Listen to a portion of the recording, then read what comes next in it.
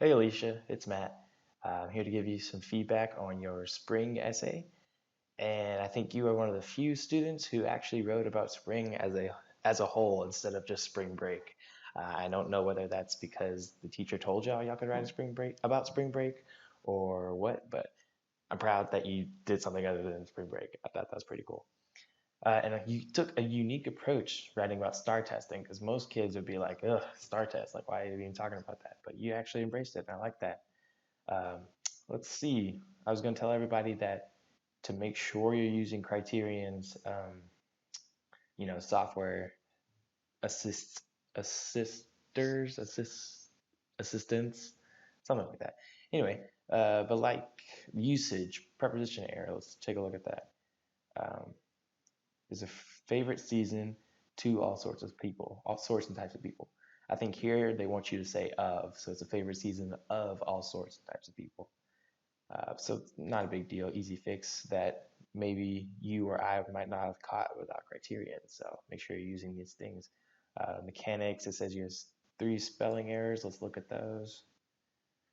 Star test, star test, star test. Okay, so it doesn't know that star is an actual thing, so don't have to worry about that.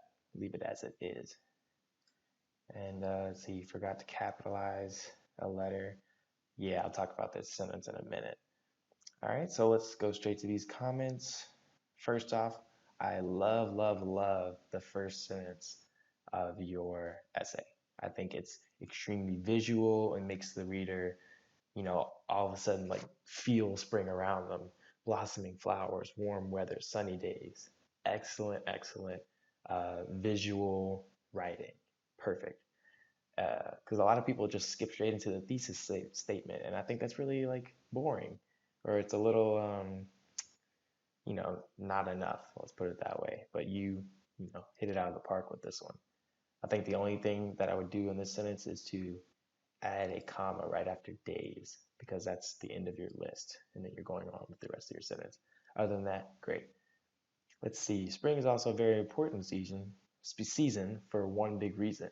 Here, I think you combine this sentence with the sentence after it because you say an important thing that happens in spring, but you just said that in the last sentence. So how about this? You say spring is a very important season for one big reason, and then you put like a colon, and then you say star testing. So you could click or you could erase pretty much all of this right here and just say, oh, I didn't know you could do that.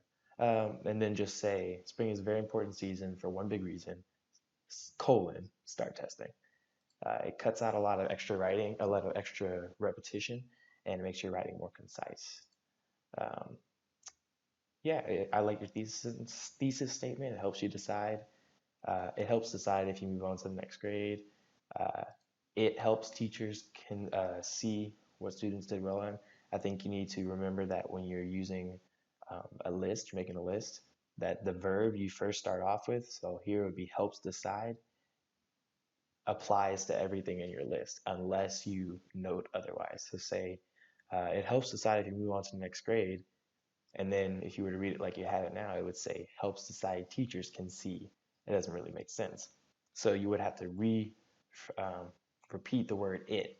It helps teachers, or it shows teachers what students did well. And just make sure that the verb you start your list with applies to everything in your list. Otherwise, you're going to have to um, make a new verb for each list, for each item of your list. I don't know if that's ambiguous or not, or if that's confusing. I hope not. All right, let's see. Let's skip right along. I love your use of transitions. I think those are really well. Benchmarks. A lot of people wouldn't even have thought of that word. I'm glad you know that one. Let's see. This first sentence, furthermore, teachers get to see how the students have retained what they taught them, dot, dot, dot, or how they didn't. I think I like what you're doing here, but I think you should say or what they did instead of how they didn't, because you're talking about what they taught them. So you want to say what they didn't retain off of what they taught them. Feel me? All right. Let's see. Third paragraph is really good. Second paragraph, you could add maybe another sentence because there's only two sentences in this one. Maybe explain why. Um, or what exactly the STAR test shows these teachers when they're looking for a student's progress. Just kind of beef up that paragraph a little bit because it's looking a little skimpy. All right, and conclusion is good. I think you skipped straight to your restatement of the thesis, which is not exactly what we want to do. We want to repeat what you did in the first paragraph by having a good sentence that leads into your thesis, the repetition of your thesis statement. Sorry about that. So we'll try to add one more sentence here, maybe in front of the thesis statement, or even after the thesis statement. It can go either way, just to expand on why spring is so important. All right, I pretty much said the same things in these little comments, so make sure you check those out. And I'm going to post a video right here, obviously, because you'll see it. I think that's it for this week, and you did a great job. Keep up the great work, and I'll see you next time.